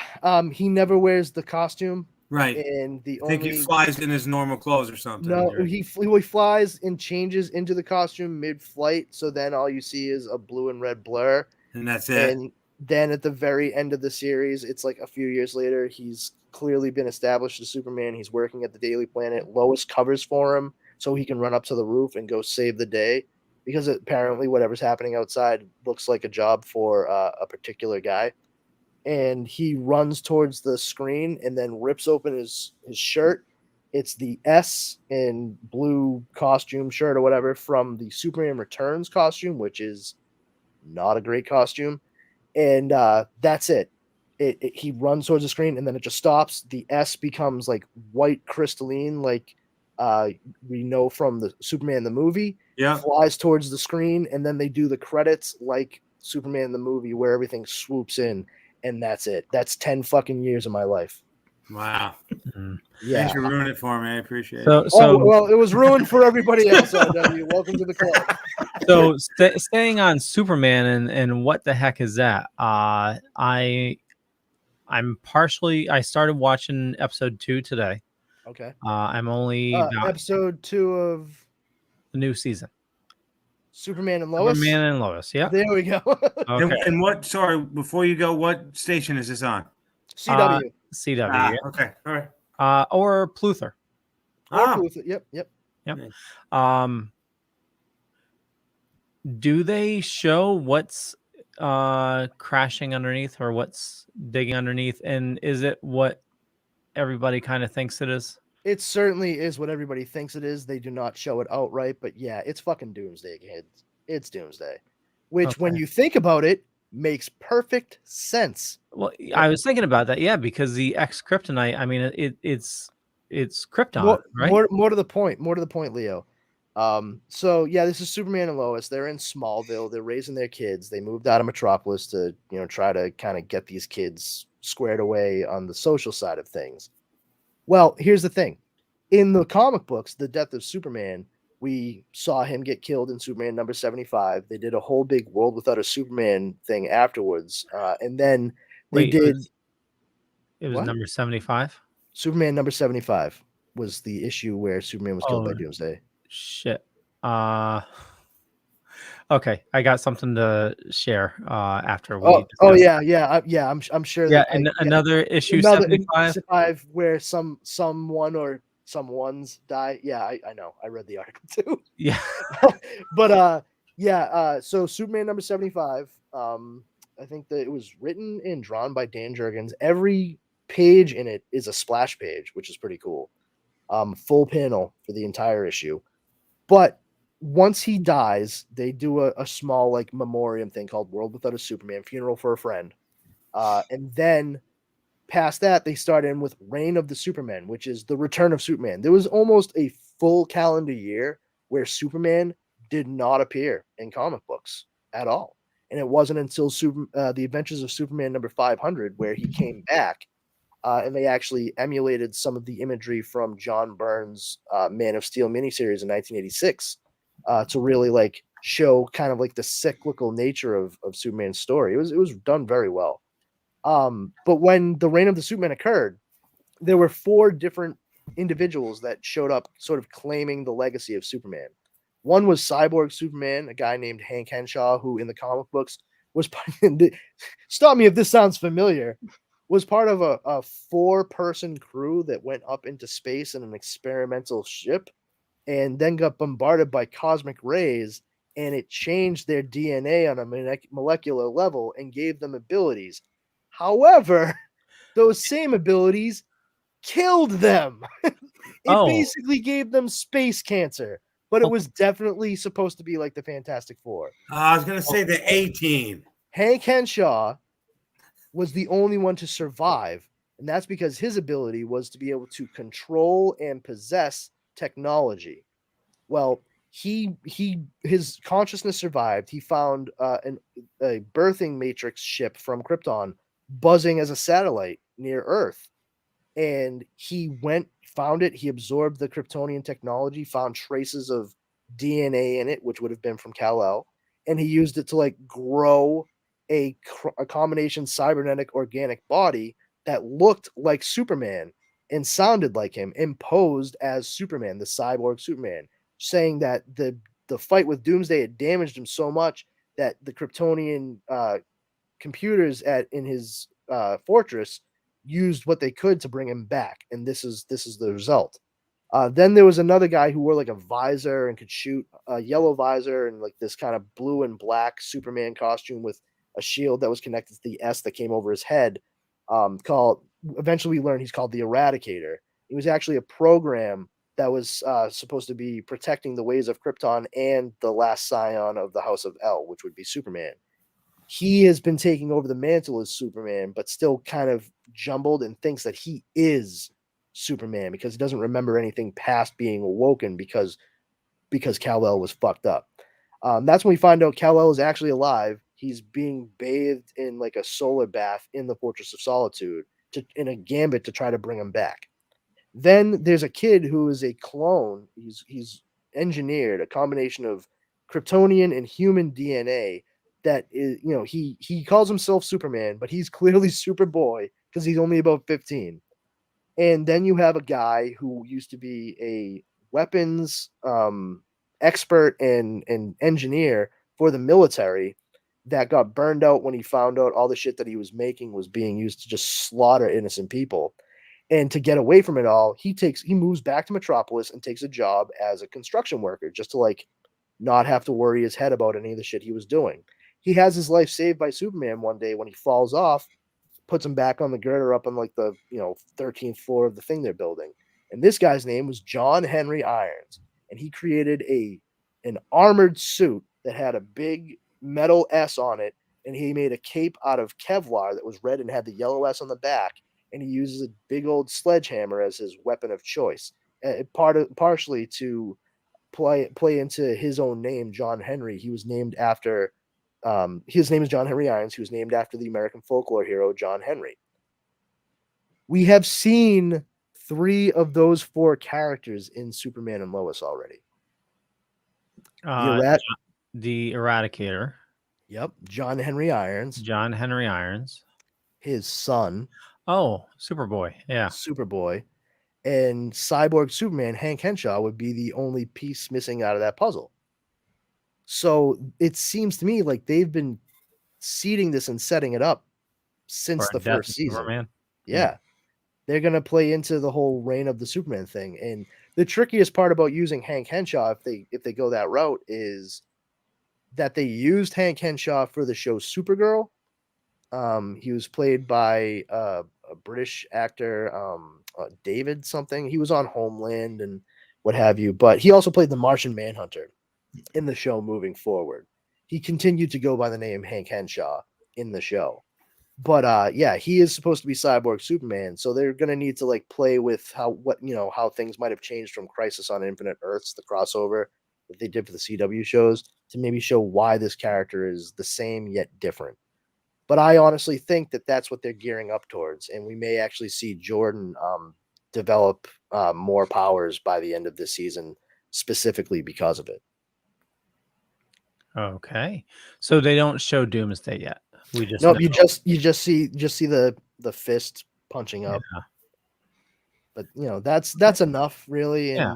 Well, I'm not confident, but I how the first season went, where they really moved things along. Hopefully they'll do the same thing with season 2 and just keep it fast paced.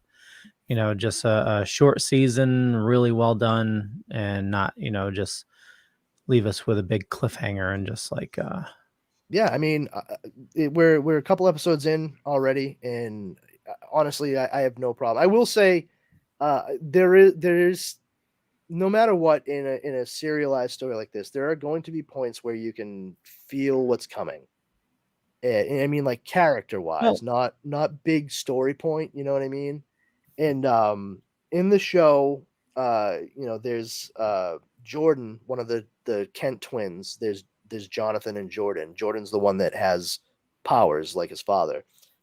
He's been dating Lana Lang's daughter, Sarah, and she's been acting really weird towards him since she came back from camp, and she's clearly like not really feeling being in a relationship, which, I said to my wife as we were watching, I'm like, they're 15. That's fine. Like, she went away for a month to camp and came back. A month is a fucking eternity when you're that young. So like, if she came back and didn't feel the same way, you know what? That sucks, but it's par for the course. And this is something that 15-year-olds should be told. Like, it's not forever, man. Like, just because it feels like this is the biggest thing in the world to you right now, you're going to find out that it's actually just like a pinpoint in the entirety of your life. So just like, go ahead and move on. But, of course it's right in front of them, and Jordan's freaking out because he doesn't know what's going on. I will say I'm not going to say what happens because I know you haven't finished watching it, and I don't want to ruin it for anybody that hasn't seen it yet. But I turned to my wife and I sang a lyric from a song that came out several years ago, and it came to be that's exactly what happened. Like the lyric from the song. And Dara went, what the fuck? She wasn't mad because it happened on the show. It's fine that it happened on the show. It didn't bother me, but I saw it coming from a mile away. Dara was just mad because I saw it and recognized it and called it before it was even remotely stated. You'll know what I'm talking about when you get to that point. They have a conversation. She tells him something, and that's that. But if you know anything about the CW shows and the people who make them, the producers of them, it should not be a shock. I'll say that. It's funny because every night, most of the nights, Tracy and I will watch something, and somebody will say something, and then I'll say like some sentence, and the next person says that exact sentence, and I just look at her. And tonight on another podcast, I said, I was born a poor black child, part of his routine. Yeah. And then like 10 minutes later, the guest goes, yeah, so it came from this routine that, you know, blah, blah, blah, blah, which is I was born a poor black child. And I was like, oh my God, I just wrote that like 10 minutes ago. Steve Martin used to say that, in case you're wondering, Yo-Yo. And the guest was Carl Gottlieb, and he was talking about how they wrote The Jerk or whatever. But I'm like, oh my Somebody God. hates these cans. And then he said it, and I was like, yeah, I already said that. Look at the freaking thing. Damn it. I said it 10 minutes ago. That's the way it goes, man. That's the way it goes. But yeah, you know, once again, though, if anybody's been on the fence about Superman and Lois, I honestly cannot recommend checking this show out enough. We had like a little bit of a Superman couple nights, really, twofer. Dara watched Superman 3 for the first time ever on Monday. At my behest, and I honestly have to say it's exactly as terrible as I remember it. There's only one scene really in the entire movie that's worth watching, and that's the junkyard fight scene between Clark Kent and Superman. Wait, is not the plan to steal like the remainder of the pennies? I don't mind that, but it's certainly not the best. You know, it is interesting to sit down and watch it with somebody who had no inkling whatsoever what was going to occur. She was also very surprised when I told her the blonde woman in it, that's Billy Connolly's wife. You guys know the Scottish comedian Billy Connolly. He took over for Howard Hess on Head of the Class. He was in the Boondock Saints. He played Il Duce. Yep. Yeah, he's a very funny stand-up comedian. If you've ever had the chance to see his stuff, he's hilarious. But yeah, his wife is the seeming bimbo in Superman 3. And I had to explain to her, that's the Superman movie I watched the least when I was a little kid, because the scene where his sister turns into like a robot used to scare the ever-loving shit out of me. And you know, but it's interesting to see how that movie came about, because it was initially going to be Mr. Mxyzptlk and Brainiac as like the villains of the movie. And instead we got Richard Pryor, kryptonite made with tar, and a fucking computer that turned Superman into an Atari game at the end.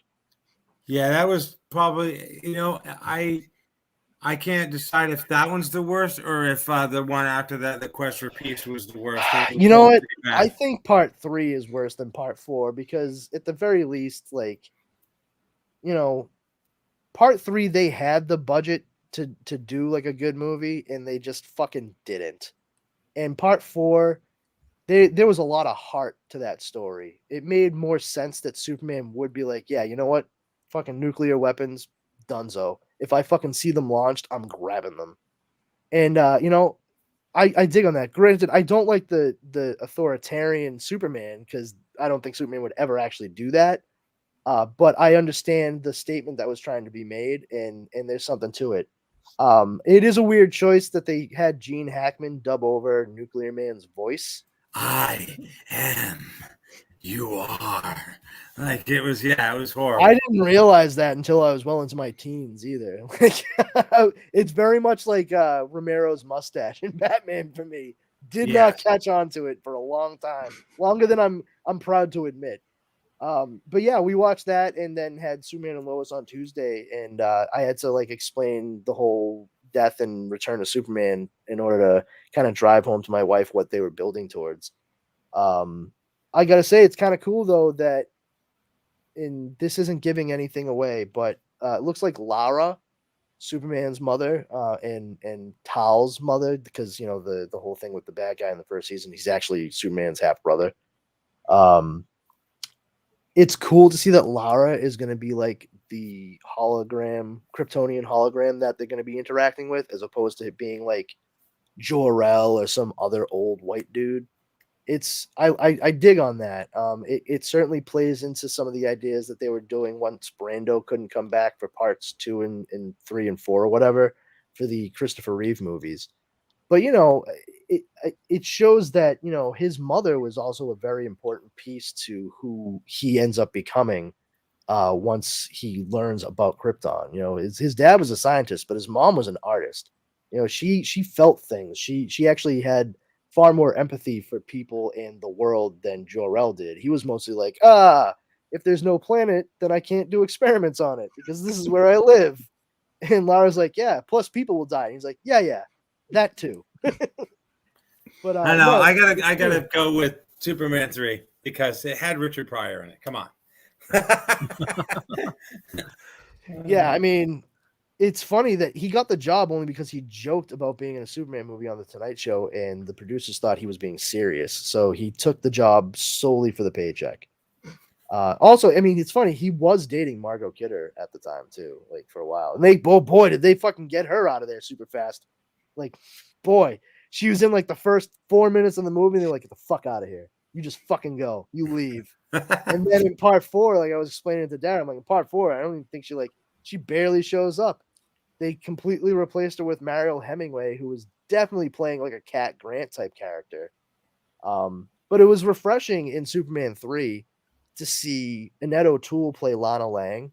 Yes. Have Clark go back for his high school reunion, and to have Lana be into Clark. Like, she really liked Clark Kent.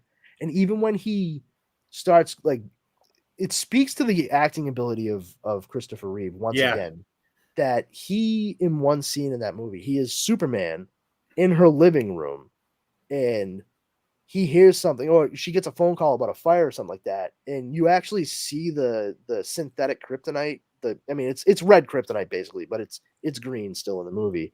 But you see how it's starting to change his personality, and it's just subtle, like the change in his facial expression and his demeanor. And I'm like, he did nothing other than just like think about the fact that he was going to be a completely different guy now, and that's what he did. It's right up there with his change in the first movie where he gets ready to tell Lois and then puts his glasses back on real quick and stoops again. He's like, oh, I think we can go get burgers. I'm like, holy shit. Even in this movie, he is fucking elevating the shit that was on the page, you know? But it's real refreshing to see when someone is interested in Clark as a person and not Superman, and Clark is just some bother. You know, that's one of the good things they did in Superman and Lois. Lois just was like, yeah, Superman's a great news story, but that's it. But Clark, like, I really love that guy. He like hangs around. He brings me soup when I don't feel good. Like, he's always there to say something nice or be supportive. Superman, he shows up when people are in trouble. Whatever. You know, that's the way it should be, you know, and somebody at least got that aspect correct when it came to Lana. And they kind of did the same thing in the fourth movie with Mariel Hemingway, because her character was into Clark, like the second she saw him. Did not care about Superman, had no idea about Superman and Clark's connection, nothing like that. Just, oh, who's that guy? I like him. You know, I dig on that. That's something you didn't get a lot of back then, because everyone was so stuck on like the Silver Age idea of, you know, Superman's the real guy and Clark is just some bumbling identity. Meh. I did a con in Idaho, I think it was 2016, and I met Margot Kidder there, and that was pretty cool. And then I think it was within a year she had passed or whatever. But there's something that I had, I'm pretty sure I've lost this as well, but before Richard Pryor died, he had a website, richardpryor.com, and when you went there, it said, I ain't dead yet, motherfucker, because everybody thought he'd already died. And I just thought it was hilarious. So I had gotten the Richard Pryor show on DVD, and it was a very short-lived show because NBC said you can do whatever you want, and then he did, and they said you can't do that. No, it's true. So then we said that we didn't really mean it. Yeah. So then he was like, "Well, fuck the network. If I can't do the comedy that I want to do, then I'm done." So I forget, there was only like 5 or 6 episodes or whatever it was, and Robin Williams was in 1 or 2 of them. But anyways, so I wrote him this letter that basically said, and I don't have the letter, which is part of the thing I'm missing, but I said, the Richard Pryor show came out on DVD and I didn't have money to rent it. So I broke into the video store one night to like take it home so I could watch it. And I guess I set off a silent alarm and the police showed up and they call the manager and the manager shows up and, they're like, what do you want to do with this guy? And I'm like, look, let me explain my story. And they're like, this better be a good story. And I go, it is. So I didn't have any money to rent this. And I wanted to watch a Richard Pryor show. And one of the cops says, you watching the motherfucking Richard Pryor show? And I'm like, yeah. And they're like, no shit, that motherfucker's funny. I'm like, I know, right? So I go, they let me put the tape in, me, the 2 cops, and the manager watch the Richard Pryor show, and there were no charges pressed or whatever. And it was like this drawn out story, and I send it to him. And about, I don't know, the next day or 2 days later, I get an email back from his ex-wife, then wife, so he remarried her or whatever, Jennifer Pryor, and she said, you made Richard smile. And I think that was the fucking coolest thing ever, that I made Richard Pryor smile. And, he, at that point, he was like this or whatever, and yeah, it was just really sad to see him. But I don't know where this email is or letter or whatever, but like, I just know that it happened, that I made Richard Pryor smile from my story that I wrote. So that was pretty cool. I feel like I probably made numerous celebrities smile too, but it's mostly like when I finally walked away. I know we are running late, so we'll wrap things up. But I just wanted to ask real quick, who's watching Peacemaker? Oh my God. Not Outstanding. Oh, yo. Haven't. Oh my God. I want a bald eagle so bad now. There is affectionate in real life, right? What a bald eagle? No. Hold on. Coming from someone who used to work with them. No. Oh, nuts. That dance number in the beginning. Holy shit. Now here's the thing. That dance number, have you seen John Cena couldn't make it for like some of the dress rehearsals for it? So they had a stand-in for him. Really? You know who the stand-in was? No. Alan Tudyk. Really? Yeah, there's legitimate photo evidence. Like, it's on Twitter. James Gunn made sure to take photos and shit so we could prove that Alan Tudyk was the stand-in. Like filmed? Yeah, yeah. That whole thing, yeah. Really? Yeah. Oh my God. Let's see if I can find it real quick. So you need a bald eagle with a lollipop. Eagly. Let's see, Alan. The bald eagle is totally animated, RW, and it's just it's adds a whole new dimension to the show. It is hilarious. I love that eagle so fucking much. It needs to have a lollipop in its mouth. Why? Like Kojak? There you go, bald eagle. Oh. then it would say "Baby, you're the greatest," but because it's an eagle, it would just come out as. No, it's "Who loves you, baby." Oh, okay. Here we go. I'm gonna share my screen real quick. Go for it. Share screen. Yes, it's easiest with 2 monitors, but what about 3? Oh my God, I see it 3 times. Okay, so this is Alan. That's cool. Wow. Steve. Oh. Wow. Yeah. Yeah. So there's a black fucking screen. Cool. Oh no. It's moon eclipse night. Yeah, so Steve Agee, who plays Economos in the show, he said, we rehearsed on set for the opening dance numbers on a day that John Cena was also working. So his temporary stand-in was at Alan Tudyk. Think I'm joking? I don't joke. # Peacemaker Party. And Alan Tudyk retweeted, he said, he don't joke. And that is Alan Tudyk doing John Cena's dance for the beginning of the show. That's awesome. I sure hope they bring Alan Tudyk back for Rogue 2.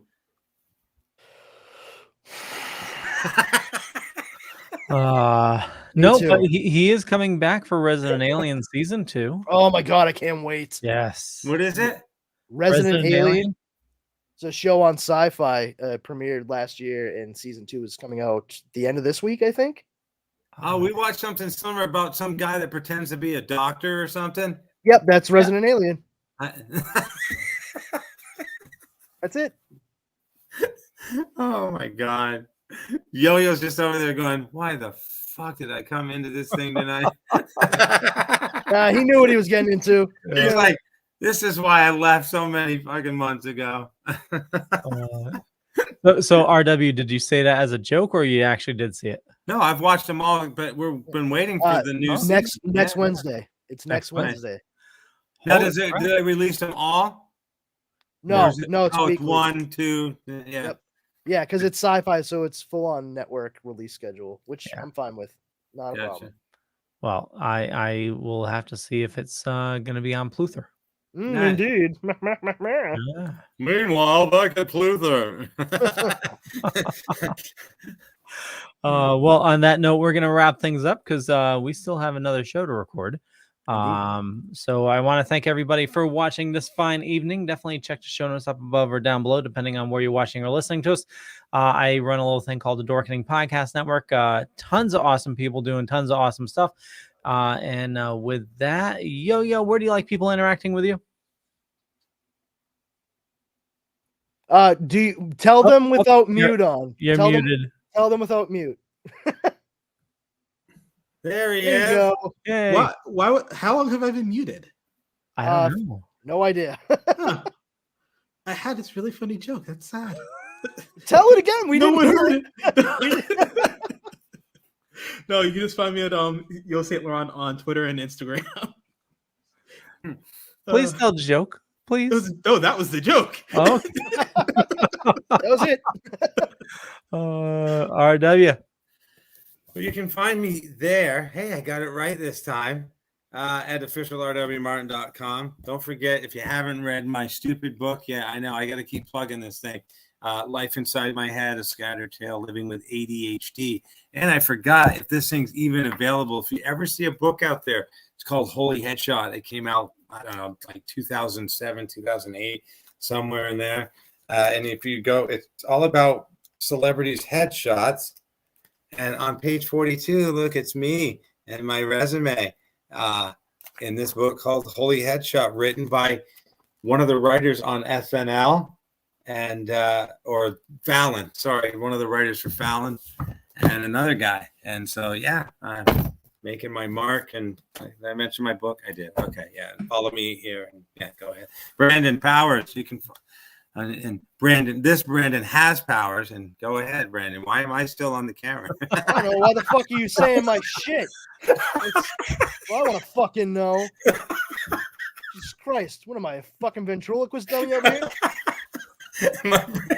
Fucking hell. Nah, just kidding. Just kidding. Except kind of not. No, you guys, if you wanna come on over to the Facebook group Powers Combined, that'd be excellent. We're just a group of geeks and dorks that like to share info, share laughs, share memes. Our number one rule is don't be a jerk. If you violate that, you will be kicked out immediately. We are there for a good time, not a jerky time. If you want to follow me on Twitter, I'm at Brandon's Powers, and on Instagram at this Brandon has powers. You can find me here every Wednesday at 9 p.m. Eastern Standard Time on the Dorking Wednesday night podcast show. I also am doing the Dork Night, which discusses all things Batman with Leo Pond and Justin Cooper. We'll be dropping that soon, so keep your eyes peeled. And another one to keep your eyes peeled for is Comics Paradox, another podcast that I'm doing with Leo and Justin, in which we discuss alternate reality tales such as What Ifs and Elseworlds. And possibly, just like alternate reality storylines like Amalgam Comics or The Age of Apocalypse. So a lot of fun discussions, a lot of comparison from what we know and what could have been, that kind of deal. And aside from that, not involving me, but I wanted to make sure to say it because our good friend Steven wasn't able to make it tonight. He would very much like you all to know that next Monday on Super Retro Throwback, he and his partner there, they did a taste test of 7 different hot sauces from Silk City Hot Sauce that we are currently doing a giveaway for on the Dorkening. Yeah, they cooked up some Purdue chicken nuggets. Purdue is not part of this at all. We just figured you should know the kind of chicken they used. Purdue chicken nuggets, and they went through and checked them all and kind of gave them a off the cuff from the hip review.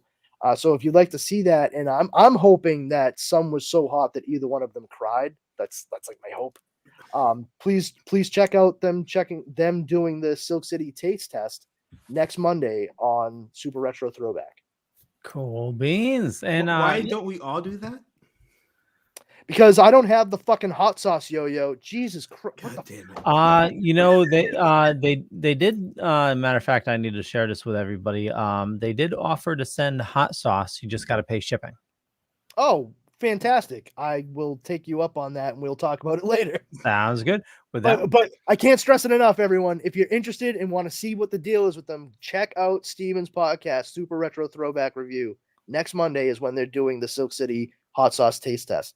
Yep, and check the show notes. We got a link to the contest going on right now, where 3 lucky people are going to win a 3-pack of hot sauce, and one of them is including the hot sauce syrup. Mm. And if you go to their website, as stated in the ad at the beginning of this show, if you go there and use the code DORK, you will get what, 20% off? 20% off and a free bottle of hot sauce. Yeah, so I mean that's pretty good. 20% off and a freebie. I mean, I'm cheap and I like hot sauce, so that's right up my alley. Things too. So I mean, yeah, there we go. 3 things. Thanks for watching. We'll catch you guys there. Bye. Bye, everybody.